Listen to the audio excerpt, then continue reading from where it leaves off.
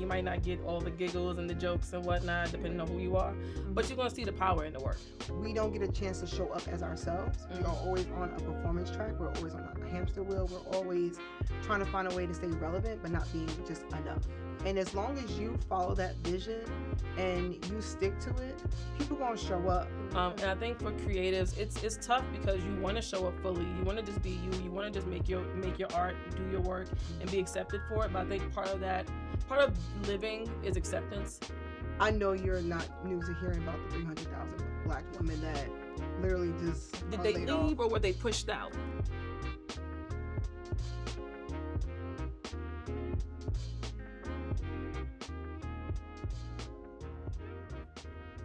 Welcome, guys, to another episode of Creatives in Their Pivot Season.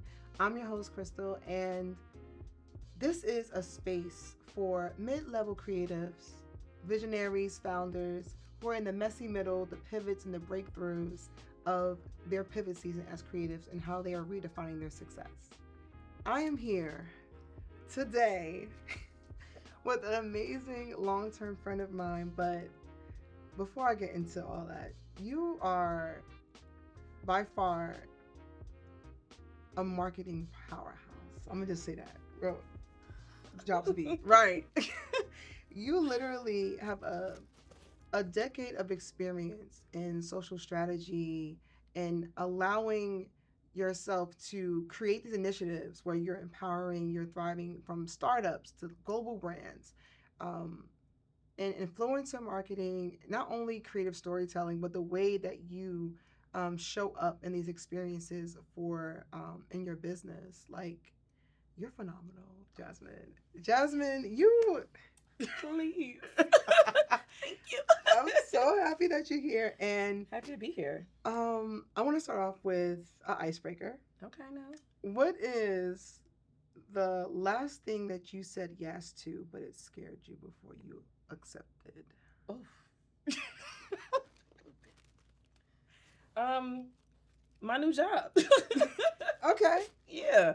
And I would say it's scary because, and we'll get into all of this as we talk, but I had come out of a really rough season of trying to figure it out. And this one just kind of really just kind of fell in my lap. Okay. It's like the intersection between, leaving a lasting impression with somebody and having them speak your name in a room that you don't know they're speaking.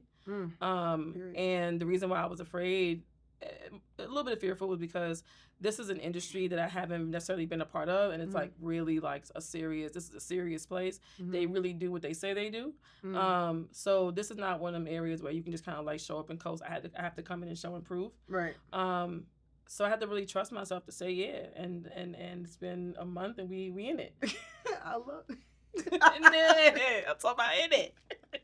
I love that. I really understand the fact that, like, when you are going through things beforehand and you don't have a certain like blueprint, but the fact that you said that you have to show and prove. It's not like you can actually just coast and just show up and be like, hey, I'm Jasmine, I'm here, I'm new. It's like, no, you really gotta do the work. So I think it's that you love the challenge and the fact that you accept it. I love that. I do. I like to feel like I'm growing. I've always been that kind of person where I feel like I need to be not always working towards something. I think as an adult, I understand the challenge, the detriments that come with that. But it is important to me to consistently be forward moving and to consistently be a co-creator in the goodness that is my life. And I have to have an active hand in that. And I don't like to sit still. I get a little fidgety. So I need to be doing something. I love that. And, but we've known each other for so long. And since we were kids. I know, literally. We're not going to date ourselves. But the fact that I've seen the trajectory of how you stepped into your purpose now. I know I can't say back then you would see yourself in marketing or in social media and in strategy, but take me back to who Jasmine was when you went to Utica for when you went to school and college for this, but also who you were then and like how did you find the steps to who you are now? That's a really good question. Who I was then was somebody who was trying to do something different than what my family was able to do. I had a lot of, God bless my family, love them to life, but I wanted more for myself and us. Absolutely. And when I got to graduate school, I needed to figure out how to get into a lane that would allow me to do that, to allow me to, build a full career for myself, develop some skills that somebody will pay me for, make some good money, and elevate not only myself, but the people that I cared about. And the funny thing is, all my things are wildly untraditional.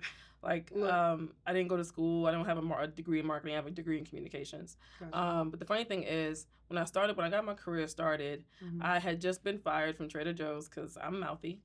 And I was fresh off of graduation, and I was just like, damn, I need to do something, because I'm like, this is not working out. I don't want to do retail anymore. I can't stand in general public. I need to get into somebody's office. That was really my main motivation. Getting to somebody's office didn't really matter. In that time, though, like I said, I need to be busy, need to be working towards something. So at the time, I was really interested in natural hair. I wrote my book, to which you helped me design the cover for. I know that. I remember that. I wrote a book. I built a website around it. I got copies printed.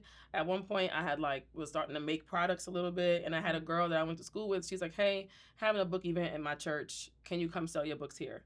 Sold out my books that day. And I was just like, okay, I have something here.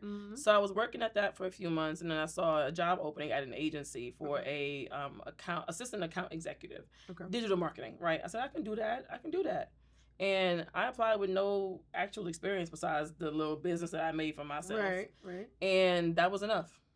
That was enough. They gave me a little test, with the job. They want to see what you could actually do. They gave me a prompt to build a campaign for Snapchat for Valentine's Day. It was false, but just let's see how you think. Right. And that was enough. And they gave me a shot, and I have not looked back.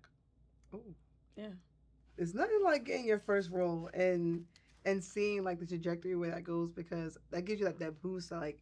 Trust me, I've been in retail. We've been there. So knowing that there is hope beyond the line, there is something else out there that you can kind of cultivate, and especially being in your first role I would say, from moving away from retail and then going into your first job is a total crazy 360. Like Thug said, I just needed the platform. I knew how to get out the deal. I just needed the platform. Because I think for us too as Black women, you have to some degree kind of have that mindset of once they get me in here, I gotta bulldoze it. I gotta make this mine. And that wasn't easy, over the last 10 years. That has not been seamless by any means. It has definitely come with its own ups and downs, and baby, some of them downs were down.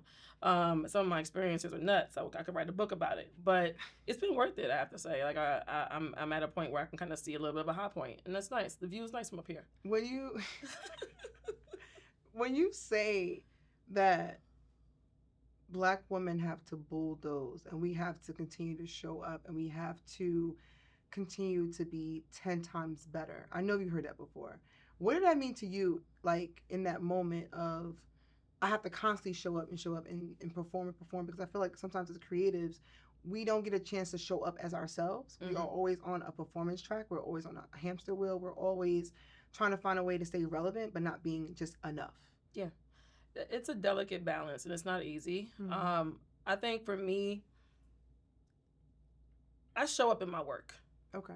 I might not give you the full Jasmine personality. You might not get all the giggles and the jokes and whatnot, depending on who you are. But you're going to see the power in the work. And that's what matters most to me. Because you don't have to like me. It's nice that you do, and it's important in some places that you do. But I need my work to be undeniable. And for me, that's where I get the most gratification. I've always been a merit kind of person. Gotcha. I earn what I have. I don't expect people to just give it to me. Absolutely. Yeah. And I think for creatives, it's tough, because you want to show up fully. You want to just be you. You want to just make your art, do your work, and be accepted for it. But I think part of living is acceptance. Yep. And I alone cannot change how racism and capitalism operates in corporate America. I have to be able to accept it if I am going to be in this space. But the one thing I can do is use the power the little power that I do have to make small changes where I can. If the most that I can do is do a great job and collect my check and help people around me, then that's the most that I can do. I don't have to change the world tomorrow. I could change my world. Well, we could just wrap up right here. Honestly, that's the only word I can control is mine. No, and I think that is so powerful, because we're in a world right now where things are changing, and I know you're not new to hearing about the 300,000 Black women that literally just did they leave off. or were they pushed out? You already know the answer. Let's have the conversation. Right. So, being that we know that and that stands, being able to like realize that like maybe every fight isn't ours. We're in it, but then you're fighting for your own life. You're trying to figure out what you're trying to do, but then in the back of your mind, you're like, damn, I have to be 10 times better. They see the accolades, they see the degrees. Maybe you don't have a degree, but you have the experience, and it's like a constant battle of trying to show up and trying to be present when you really don't have to. And I like the fact that you are acknowledging that, like, I'm going to make sure that I'm good in my world so I can show up and better to impact what goes further, because you don't have to just put in your cape every day and try to save the world and then you leave yourself last. Because I've tried that. I've tried that in so many different facets of my life. Of trying to save people outside of myself, to the point where I woke up one day and I realized I had neglected myself. I didn't know who I was because I was out here trying to do so much for everybody else. Like, it got to a point where I'm like, my mom would always say this, you can't get blood from stone. And the adage really is, you can't pour from an empty cup. Yeah, absolutely. So it got to a point where I'm just like, yeah, I've been fired from jobs. Look, you gonna get trying to be. Yeah. I'm gonna come in here and fix it. No, I'm not. This ain't mine to fix. Right. I have things that I can work on. I have things in my world that I can fix. I have people around me that I can help. I don't have to do that in every area of my life. I can do it in the areas that count for me. Right. And if my career is one of those places where I can do great work and I can impact the people that I work with, and I can impact the brands that I help, then great. But my job is not to save your brand. My job is not to save your company. I'm here to be additive. I'm here to be impactful. I'm here to be helpful. Right.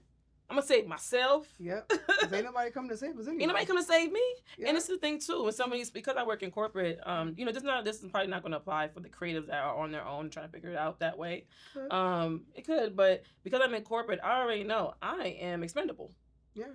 I don't think that I am personally. I think that my skill set is very unique. I think what I bring to the table is very unique. But to the larger corporate world, I am expendable. Right. They wouldn't hesitate to put my ass out if they felt like they needed to. Right. I'm not putting on my cape for somebody who just gonna kick me in the ass on the way out. And if it benefited them. I get you, but think about also the people who came from corporate who want to leap into entrepreneurship, and they're like, well, damn, this is hard. I can't do this. And now they have to go backtrack. So I think it's, to your point, like, they can drop a drop of a dime and not even care about it and currently move on. We're seeing that. So to be able to know that, like, you got to save yourself, but you also got to know exactly what you bring outwardly outside of that job. And I think people don't really they don't really notice that there is value in just being in the room. Because you're in the room, that makes more of an opportunity for somebody else to be in the room. And if you're the kind of person if they put you in a position where you can hire people, you can literally put people in the room. You know what I mean? So it's like, it's about wielding your power in a way that's not to your detriment. Yeah. It is doing the most that you can and being okay with not being able to do everything else. Because that's not what you're here to do. Focus on your purpose, get your check, go on about your business. Absolutely. Do it your world, honey. It's funny because we literally met in the movie theater. And I want to know, if you had to name the title of your pivot season right now, what would it be? Oh, there's always room for more. Okay. I have a secret Substack that has a similar title. I ain't gonna tell nobody what it is. I ain't ready to share it yet. I have a secret Substack. I don't think they even have that. Yeah, you can. I just don't tell nobody that it exists. Now people gonna know because I said it to the damn camera. But there's always room for more, and I mean that not in like the material sense, but there's always room for more for me, like for growth, right, for joy, for love, for trial and tribulation. There's always room for more. Right. I never want to get to a place where I feel like my capacity's been tapped. I think at that point you stop growing, and when you stop growing, you're dead, even if you're alive. Yeah. So I think that is like the title. That's what it would be. What it would look like. Hey, I get that. We don't know, but yeah, there's always room for more joy, more growth, more fun, more love, more delight, more lightness. You know, everything gotta be so damn heavy. I'm a very heavy person. So yeah, just always room for more. Was there ever a time where you wanted more and you didn't have the capacity to hold it, but you tried anyway? Absolutely. My eyes have always been bigger than my stomach. But I think those were the lessons that I learned, where it's like, I think we talked about some of this before too, of like, when we talked about how to structure your business, right? Right. It's like, of course I want to make all the money possible, and I can promise that I can do all the things, but I'm not going to be as effective. And I think there were times where I tried to go after more than I could chew, right, and I fell on my behind, and I had to be accountable for that. But I think those are very important lessons, because it allowed me to learn a lesson of discernment, learn a lesson of pacing myself, learning the lesson of not being greedy, and being okay with what it is that you have, because that's what you have for the moment.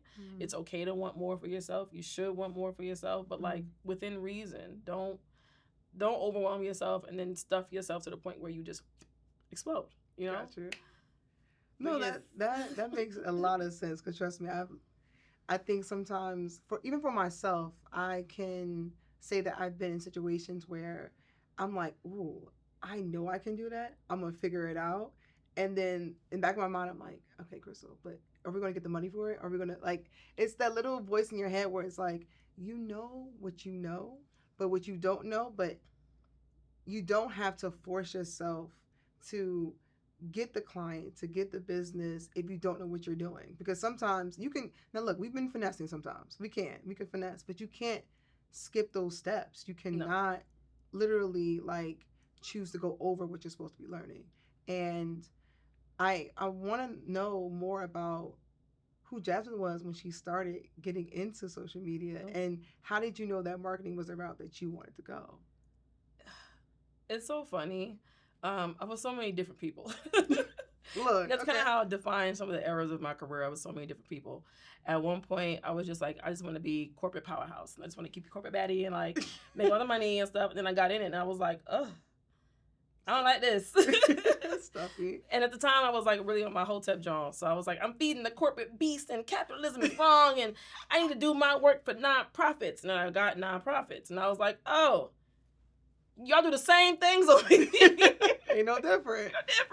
But to answer the real question, like I said, I just really wanted to, my initial motivation was to really just change my situation. I wanted to, do all the things that you want to do at 18, move out, get your own place. That's when apartments was like $900, You just wanted enough to like be on your own and have some semblance of adultness about you. But as I started to go more into it, I recognized that Blackness is one of the key drivers of what American marketing really is. Absolutely. And once I realized that, because I had bounced around the different industries, like I said, I started agency side working with, food brands, lifestyle brands. Then I went nonprofit, and I was working with health brands and creative brands, like creative institutions.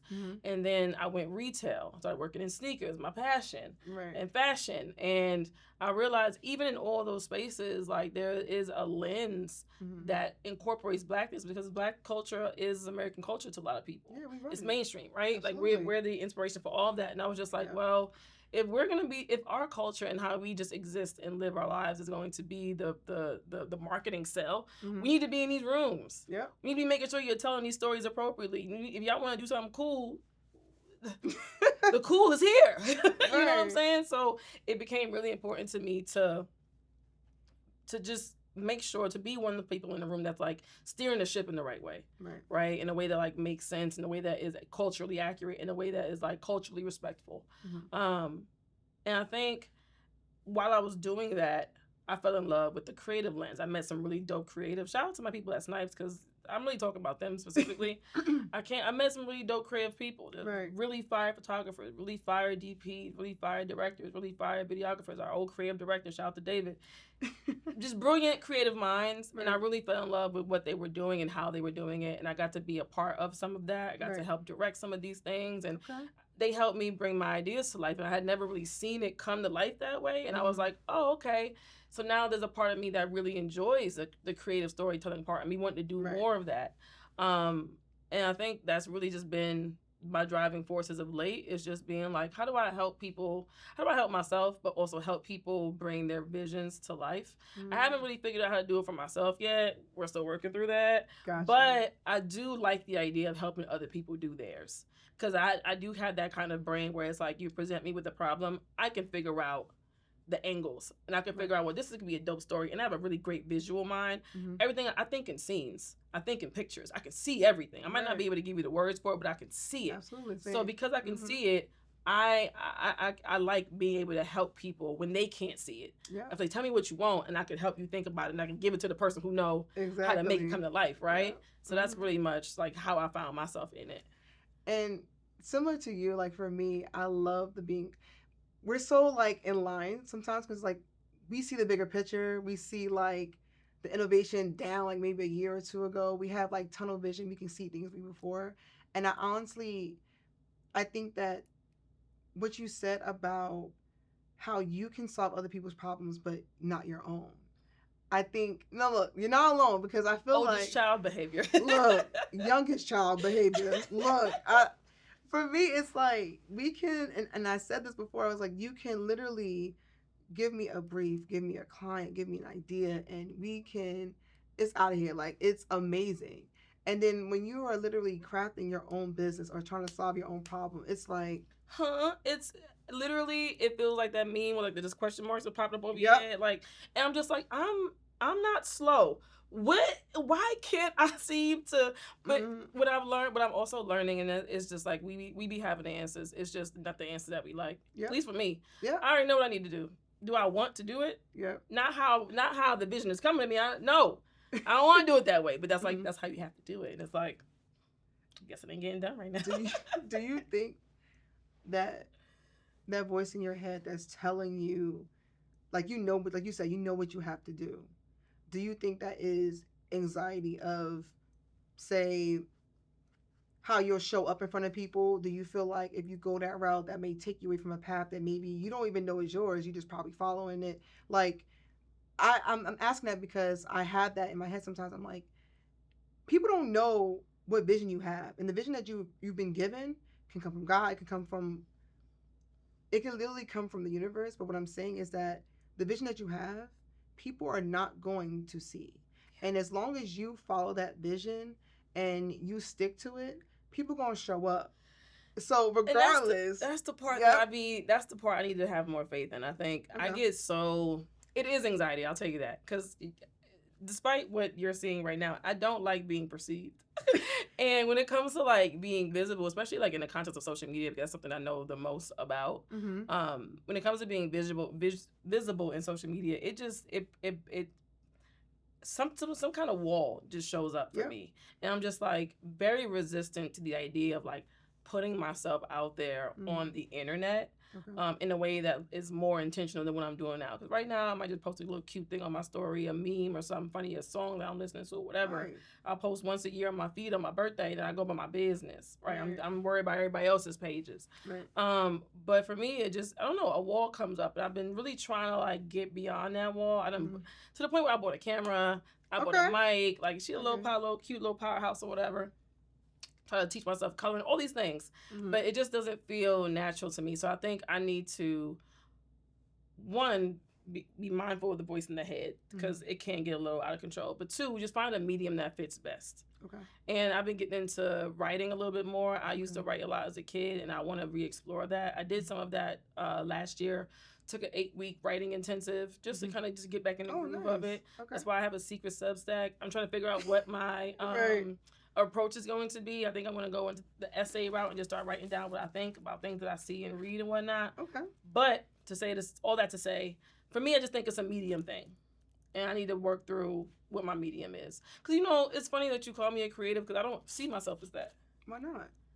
Because I think of creatives like you and my best friend Yolanda, and, you know, just like people who can actually like, people who take photos and draw and paint and design and like bring things from their mind into the tangible. I think of people in that way as creatives, painters, videographers, like them as creatives to me. The way my brain works, I'm more of a problem solver. I know I'm very analytical. I know how to get from point A to point B in the fastest or slowest way, depending on what you want. Right. I'm a good fixer. I can fix things, like putting things together. That's more how my creative brain works. When it comes to like the actual like arts of it all, never really been that inclined. So that's how it's always been a weird thing with me in that word of like, I'm a creative. Are you? I'm gonna hold your hand when you say this. Drag me by my edges. Being a builder, being a fixer, solving a problem is creative. Well, that's all, folks. So like, and I'm glad you said it, because a lot of times people, like, I have a lot of friends who are like analytical. They are more on the tech side. They are more, say, they're great writers, but they don't see themselves as creatives because it's not like a design or it's not like an actual physical, tangible thing. But the way that you see visions, the way you work in social media. Yeah. Okay. That's an art form. I already know. Thank you. And so I don't hear that a lot. You have to be creative to actually, you're telling stories all the time. You have to be creative to do that. And sometimes you're just making stories up because brands don't be having nothing. They be like, figure it out. And I'd be like, okay. But you have to be creative to do that. Yeah, so like, you don't have to like accept the title to know exactly who you are. Okay. Me. And thank you for it. No, you're right. You're right. I hear that sometimes from other people too, but I don't know. I think I just need to adopt that and internalize that. Because it is, I guess there is some form of creativity I do have to put to it. Yeah. Just think about the way you embody fashion and the way that, see. But no, like seriously, like the way that you embody fashion, the way that you present yourself, that is creative. Yeah. Like the way that you like to be seen, the way that you show up in this world is creative. God created us. Hello. I just assumed the position of being creative because that's how I freely express myself. Mm-hmm. But the way you freely express yourself in social media and marketing is the same thing. Well, thank you, girl. Shit. Come. Look, see, I got you. I want to take a moment real quick to kind of, when we talk about leadership and we talk about, like, you're literally front facing when it comes to what we see on social media and society and the way you go through that. Because granted, I talk to people and they'll say, I like social media, then I take my little hiatus and I come back. Mm-hmm. When you think about being in leadership in social media, like in the jobs that you've been in the roles, what was something that you had to unlearn about yourself? Oh, child. It's a really good question. I would say, like, I don't want to be cliche when I say this, but like, imposter syndrome is really a thing. Let's talk about it. Because sometimes, like, I know that I'm a natural leader. Like, I always have been. There was literally like I'll never forget this. There was a leadership club in my junior high school. Okay. And I was her. Like I was in there. Okay. I was a captain of my dance team my senior year of high school. I believe that. Yeah, like I've been put in a position where I can hire people. I'm leading campaigns. Like I'm the person that I'm the go-to, right? I'm the eldest sister. Hello. Okay. Right. Second mama in a lot of cases. So I've been a natural born leader, but there was something about being in a corporate space that just kind of like made me. I had to diminish that a little bit. Because to some degree you learn that you need to be agreeable because you're working around people that might not look like you, and there's, they don't like to be challenged. Right. I've been in a number of situations where my leadership is like threatened people. So I've had to kind of learn how to wield that power in a way that's not like overbearing for other people, but also still true to who I am, and having to unlearn the idea of like, you should be here. You have the skills to be here. Right. You're put in this position as the go-to person, as the leader and all that, for a reason. Shout out to that. Right. For a reason. So, I had to trust that. And also, at the time, there have been several times where I had to realize that I didn't have the best communication skills. Okay. And that was something that I really did have to work on, because it got to a point where, I have to delegate. I ain't like delegating because I ain't trust nobody to do the work. Gotcha. I was the kid in school that would do the group project by herself. because I ain't trust nobody. My mama will tell you, I ain't trust nobody to do it. Y'all ain't gonna do it as good as me. We finna get this A. I got it. You know? So when I got into positions where I had to delegate and I had to, to communicate to people that were junior than me or more senior than me, I had to learn to do that. I had to, be mindful of how my emotions came out and what that did and what type of consequences came with that. Right. And I had to learn all these lessons the hard way because you don't know until you know. Right. So there's been a few things I would say, just to sum that up: imposter syndrome, communication, and management of my emotions.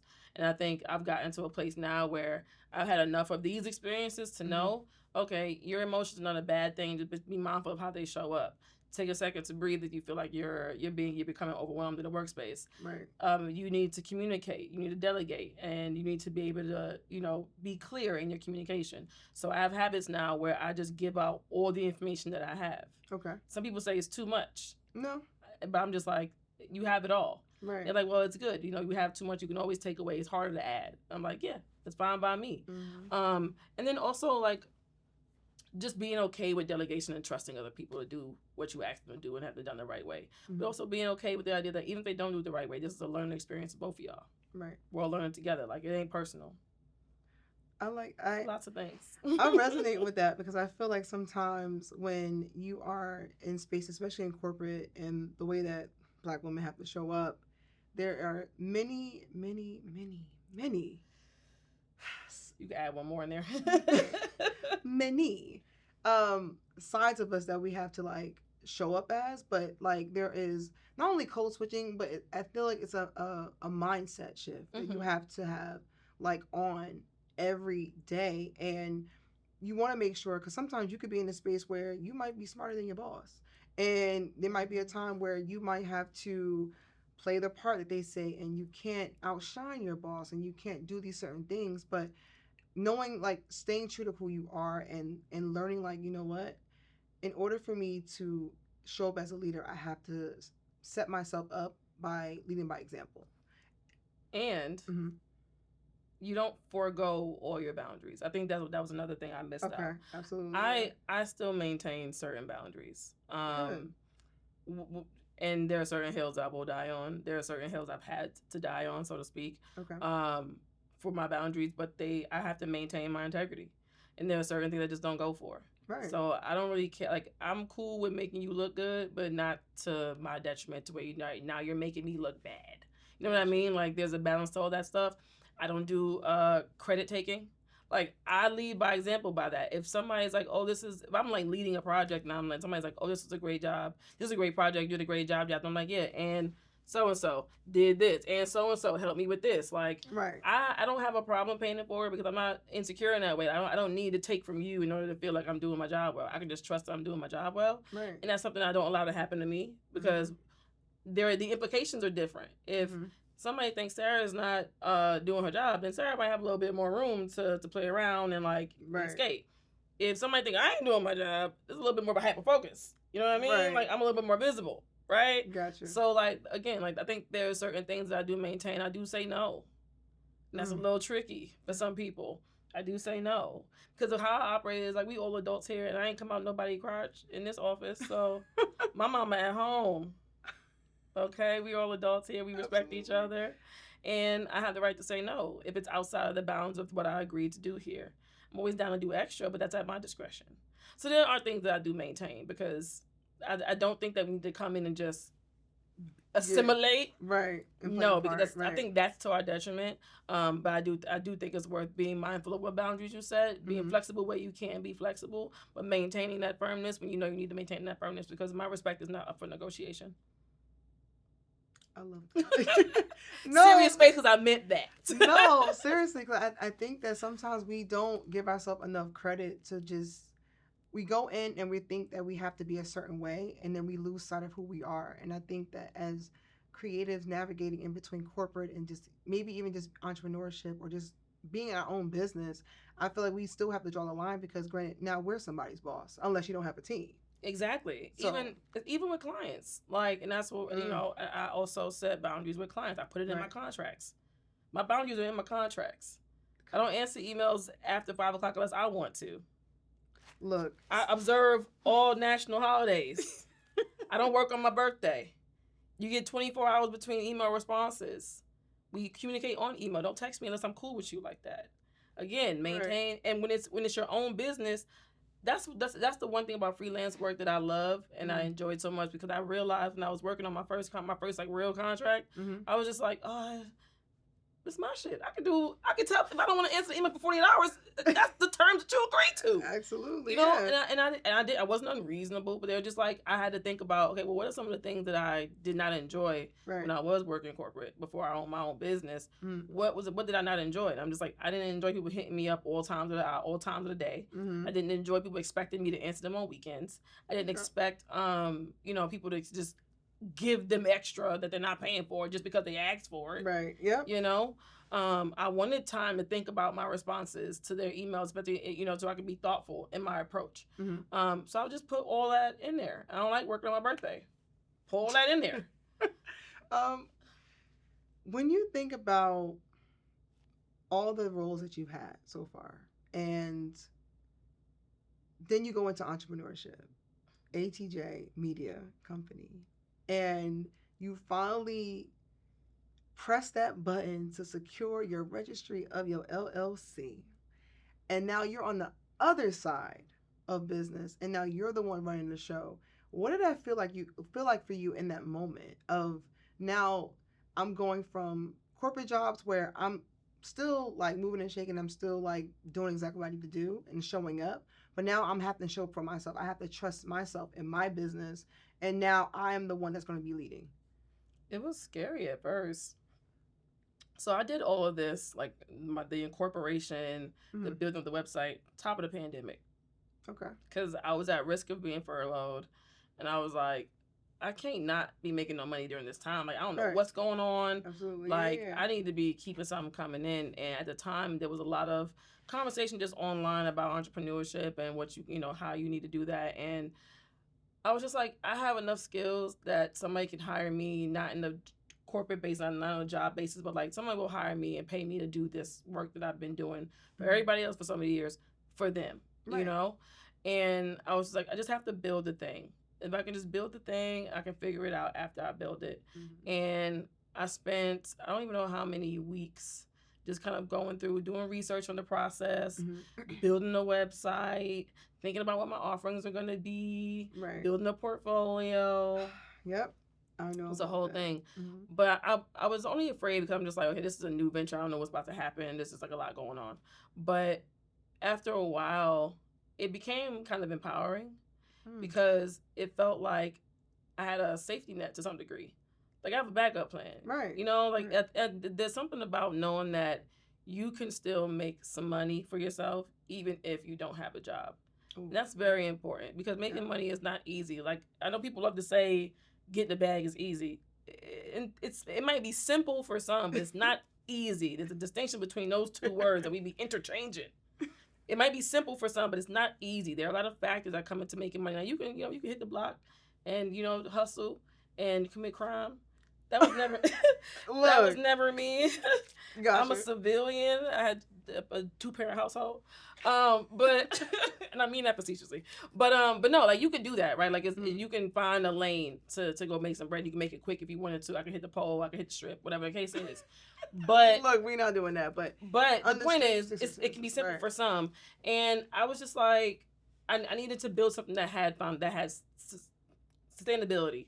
And scalability. I needed to help build a foundation. I think there have been times where, as we know, the economy can get shaky. Job stability is incredibly shaky. I needed to have something that I can fall back on and say, I'm cool. I might not be making all the money in the world, but I'm cool. I can take care of myself. I can maintain myself. And it is all predicated on my abilities. It's not based on whether or not a company's going to give me a shot in that regard.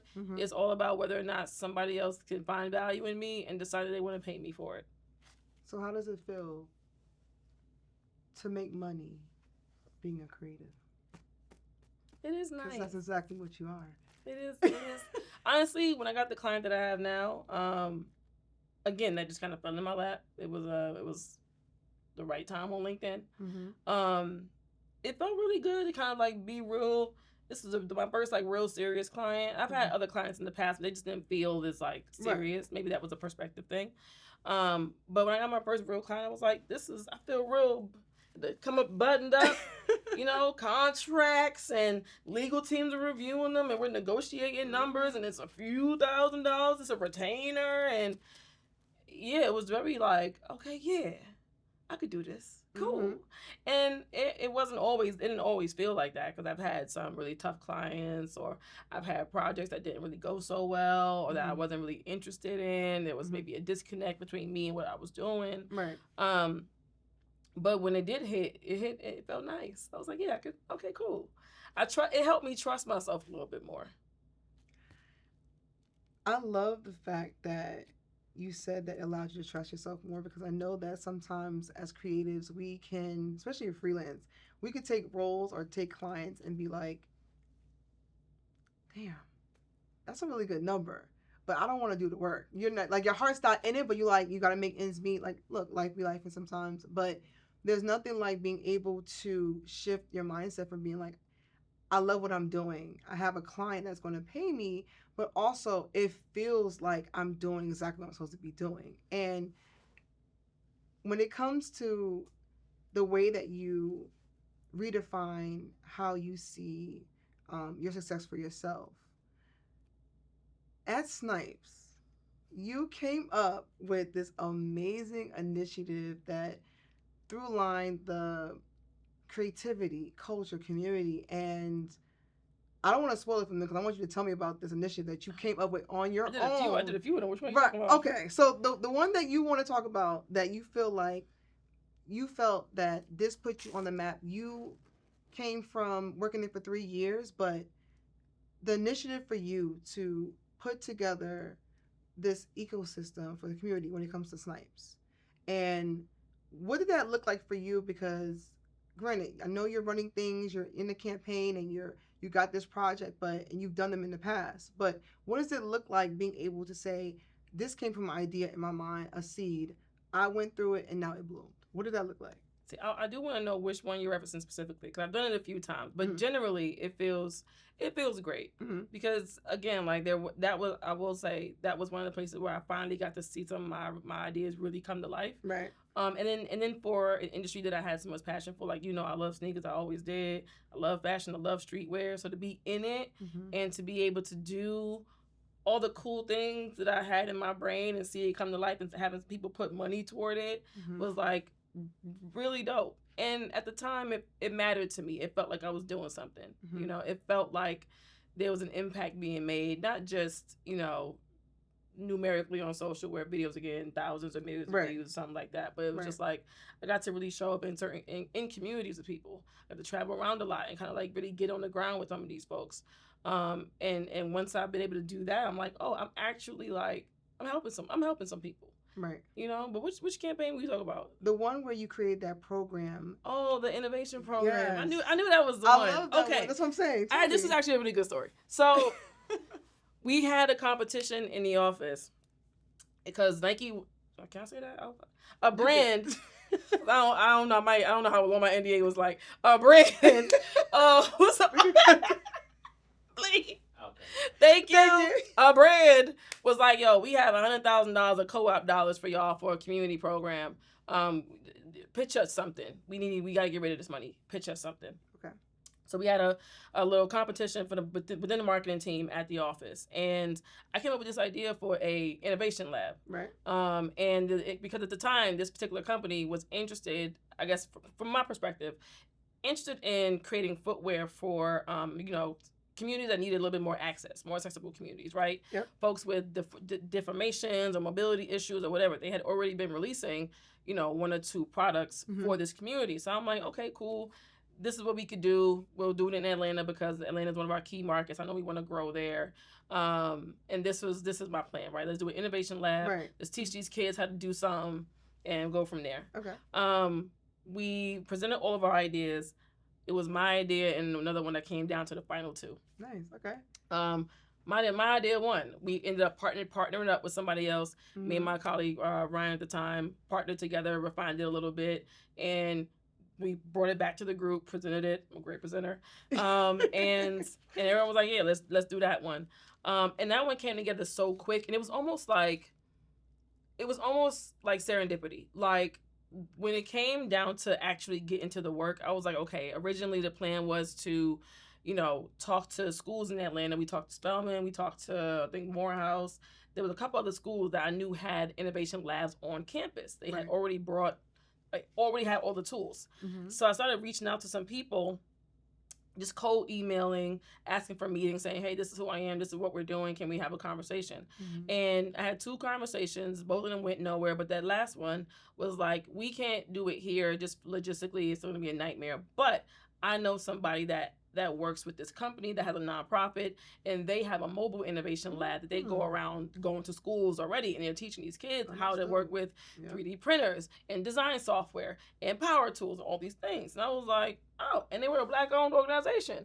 I said, oh, yes, connect me with them people. Right. And we had maybe 1 or 2 calls with these folks. Child, they came up with an 8-week curriculum in like 2 weeks.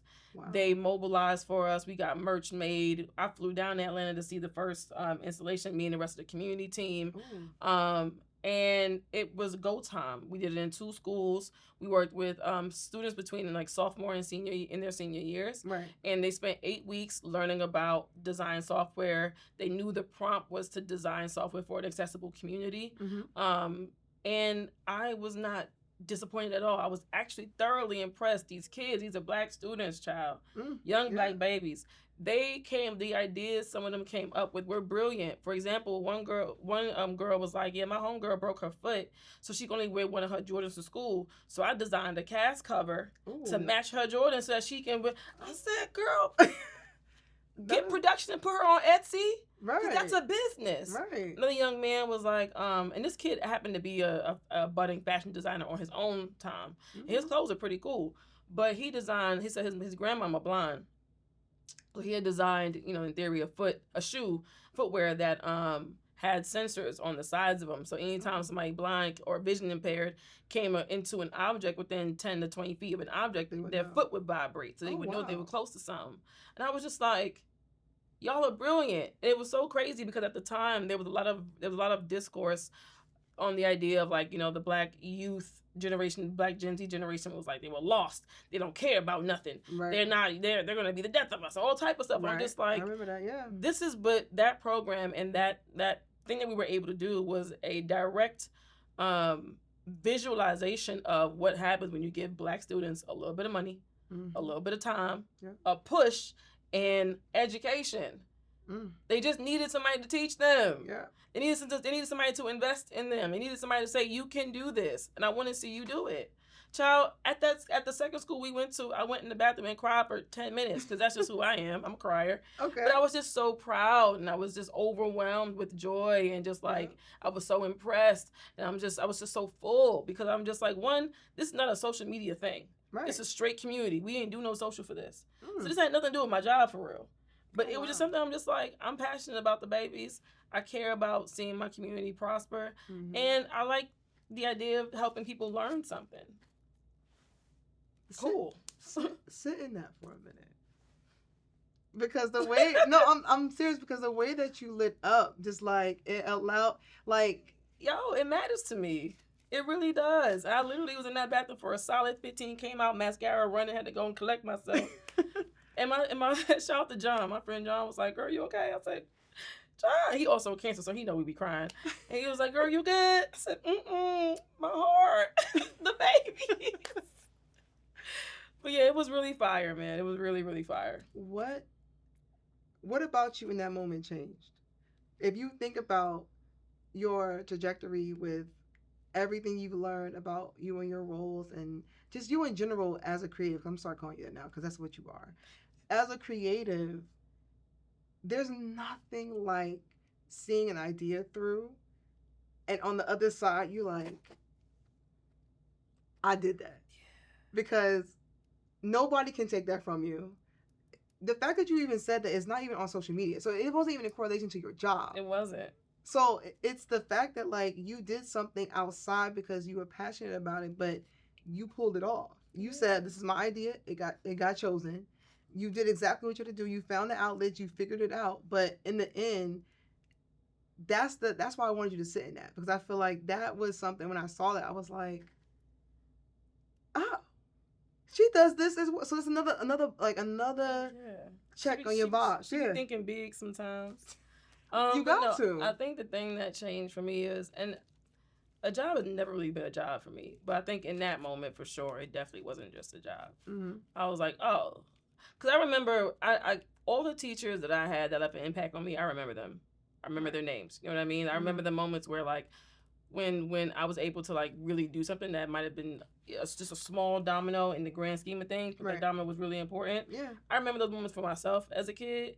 So I just know there's a chance that these kids are going to grow up and do something really phenomenal. Yep. And this might be one of those moments where they realized for themselves, oh, I could do something I didn't know I could do. And that's cool with me. That's enough for me, because sometimes that's all it takes to really get you on your path to something great. If you could think about little Jasmine and what you would tell her from what you just learned just now, it could be one lesson. I'm not. You don't have to go too deep, but many lessons. Because I feel like, and the reason why I said this, because when we see ourselves as younger, and the way that we kind of like say, oh, what do I want to be when I grow up, and the way that we navigate, especially as Black women, that's ever changing. But the fact that you've seen yourself in a different light as you are right now, I know that you had to think that wouldn't be who you were when you were younger. Absolutely not. So it's just like, the process of seeing that is beautiful, because as creators, we don't allow ourselves to just literally sit in the essence of the things that we've done. Mm-hmm. It's always like, oh my God, like, we don't always have to struggle. Even though we do, I feel like there's never a time where we just sit in the opportunity of, oh, I'm destined for this. Oh, I created this. Oh, this is something that I really am proud of. Mm-hmm. How do you protect your creativity? What is the eyes? No, in wellness, and like, I always say this, I'm going to continue to say this, wellness does fuel creativity. Mm-hmm. It does. But how do you protect your creativity when it comes to your well-being and how you take care of yourself? Because I know we were talking about this. You don't have to get as deep as you want to, but I'm just saying that there was times where you felt like you couldn't handle all that you were given. There was times where you felt that you could only see the breakdown and you couldn't see a way out. Absolutely. And I want to touch on those moments for a second of, how did you find your way out, and what did that look like for you to kind of like save yourself? Hard work. Two things. Therapy. And God bless my therapist. Mm-hmm. That was the one thing during my most recent time of struggle, because it's not that far away. It's fine. Not that far away. But one of the things I knew that I needed to maintain was going to therapy. I've been working with my therapist since September of 2023, maybe, I want to say. Mm-hmm. And I couldn't let that go. There was I needed that, because I knew that I was about to hit. I knew that I was in a really tough spot. Mm-hmm. Just like at the time I had lost a couple jobs. The lore behind that is crazy, but I had lost a couple jobs back to back. Mm-hmm. I had depleted my savings. I could not get unemployment anymore. Oh. I wasn't free. I didn't have any freelance clients, so shit was rough, and I still had bills to pay. I feel you. Go ahead.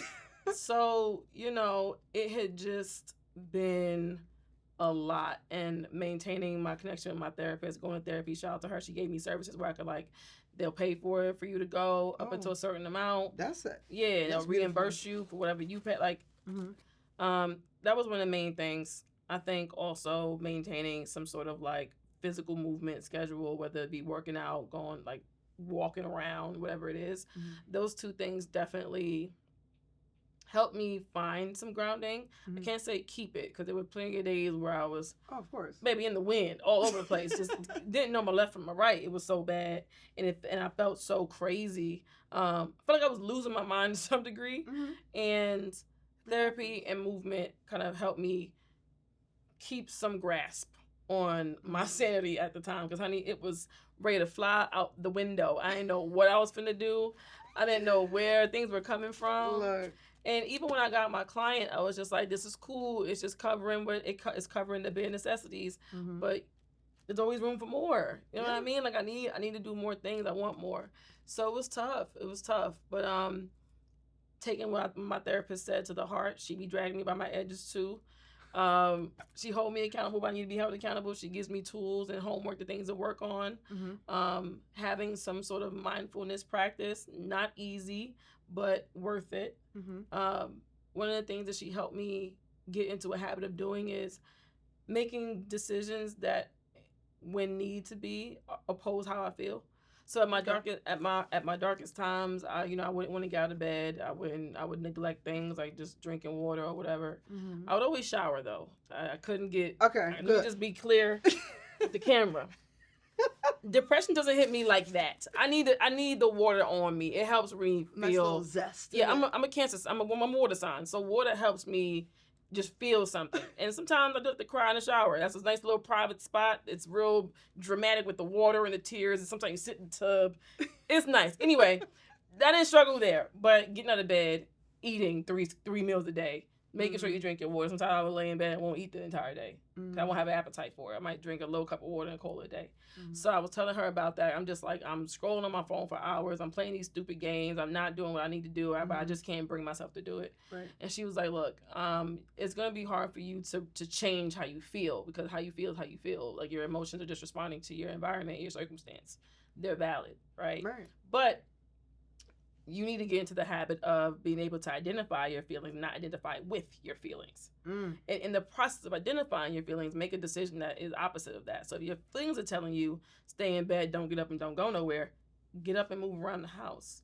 Get up and go get you a cup of water. Go use the bathroom. Right. Take a shower. Like, move, at least move. Like something. Yep. If your body is telling you, I don't feel like eating, but you haven't eaten in 8 hours, get you something to eat. If you don't have the energy to cook something, and you have the money to order something. Right. Or if you need to move and you need to get to the supermarket, just walk to the supermarket. Right. So I got into the habit of just like doing the opposite of what I felt, because that was what was saving me. Like, I needed to drink my water. I needed to get out of bed, On the rare occasion, talk to a friend. I'm not the venti kind of person all the time, unless it's really on my spirit. But my people knew what I was dealing with, and they made sure to check in, and I was open with them. In some cases, like maybe too open for my own liking of oversharing, but just like being really honest about where I was and how not great I was feeling. And to my surprise, they met with open arms. So that was nice. Leaning on your community does help. The rumors are true. And going to the gym. I think having a routine. Like, I wasn't trying, like, I got to go 3 times a week. It was just like, I need to move my energy around, man. Let me go throw this weight real quick. Let me go lift 100 pounds. Let me go get on the Stairmaster for 10 minutes and, like, just get my body moving. Most times I would feel better. Not all the time, but those times I'm like, at least you got some movement in. That's an accomplishment for the day. I feel like when you think about therapy, because for me, I don't have a therapist currently, and I know the impact of having that other person who is, first of all, certified, but they're unbiased, objective. Yeah, very objective, and they have the ability to kind of allow you to see things that you wouldn't see. But it's difficult sometimes when, say, like, you don't have a friend to talk to, or you do, but you don't want to seem like a bother. And sometimes I feel like it's about stepping outside of that and just leaning on people that do support you and do love you. And I think that as a creative, just in general, therapy is it's like essential. Like, you definitely need it, but it takes a lot of courage and awareness for you to take care of your wellness in a way where you just, like, not staying in that rut, and you choosing to get out of it, and you choosing, it's like I said, save yourself, because sometimes you could find yourself, like, self-consciously digging the hole deeper and not knowing it, and then you're sitting there one day and you're like, how did I get here? And the thing about it is, I had that moment a long time ago.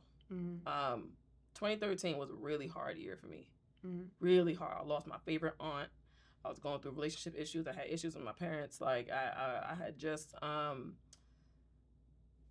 was out of Utica for a little bit. I was back in school. I was trying to get back in school. It was hard for me to find a job. It was just like everything was real bad. And I had bouts of times where I would just be in bed all day crying and not having discernible reason to cry, but just being in bed crying. And then one day I woke up and I said, I don't want to feel like this anymore. I want to feel anything but this. Right. Yeah. And that rewired my brain. And it was a slow process. It's been years. Like I said, that was 2013.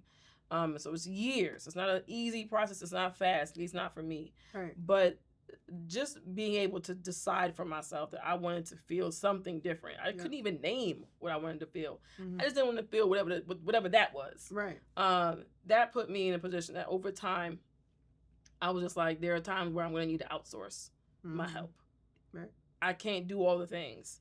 And the relationship that I have with my brain, like we've been getting to know each other for a long time, and I'm still learning things about her. You know what I mean? Absolutely. And sometimes you just need a little help with that. And I love my friends. God bless them. But I know my friends are always gonna be on my side. You know, they'll hold me accountable when necessary. But like most of the time, they're gonna find a way to justify your behavior. Did I say some sucking up the teeth? No. That's a girl thing. But no, like, you know, my friends are not always going to hold you accountable. They're going to be on your side. They'll help you see when you really are astray.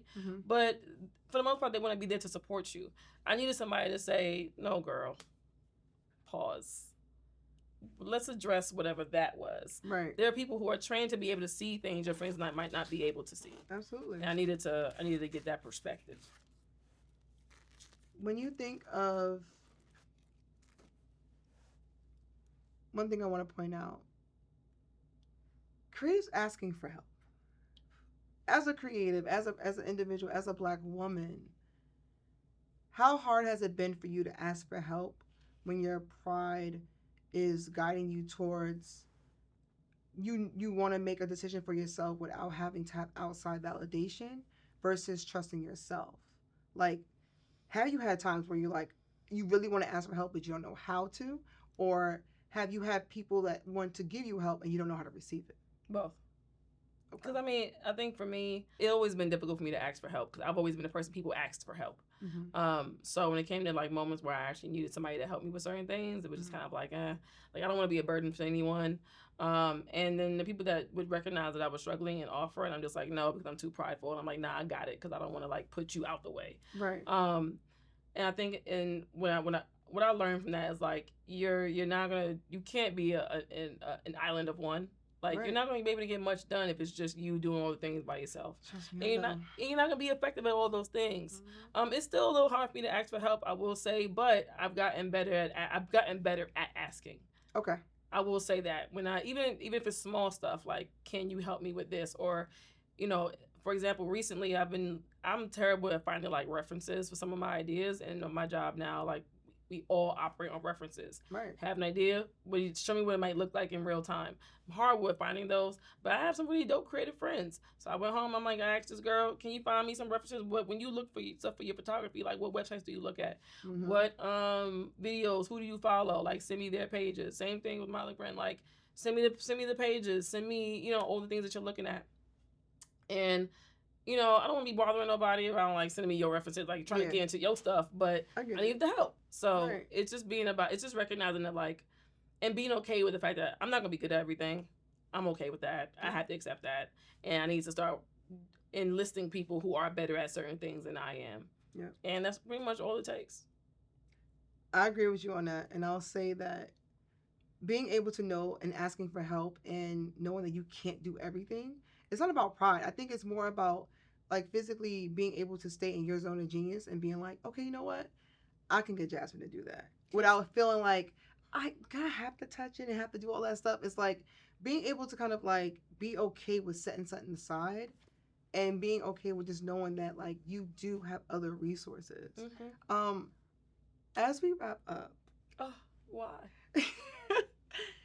I want to get into a segment which is literally about resources. It's my pivot toolkit. And basically it's about tools, habits, anything mindset related, but it's a way or a strategy that you can leave to our listeners, but also something that helped you during your pivot?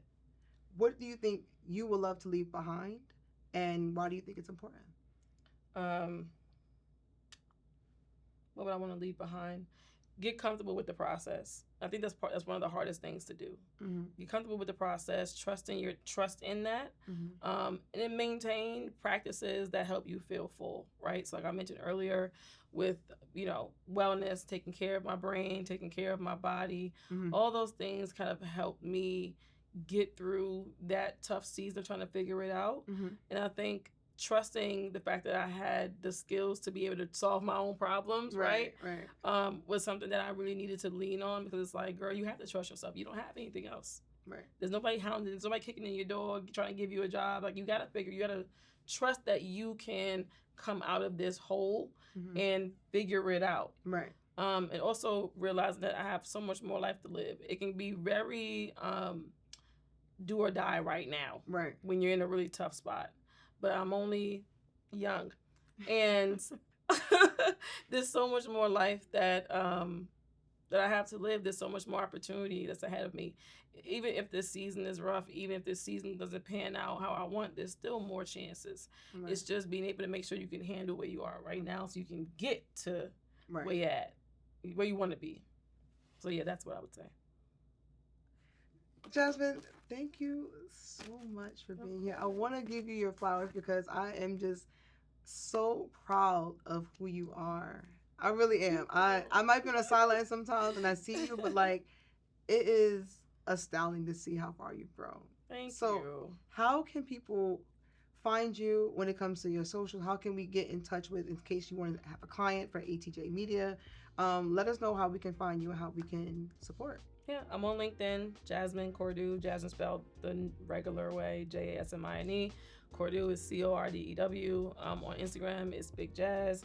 I'm working on my website, but the website is atjmedia.co.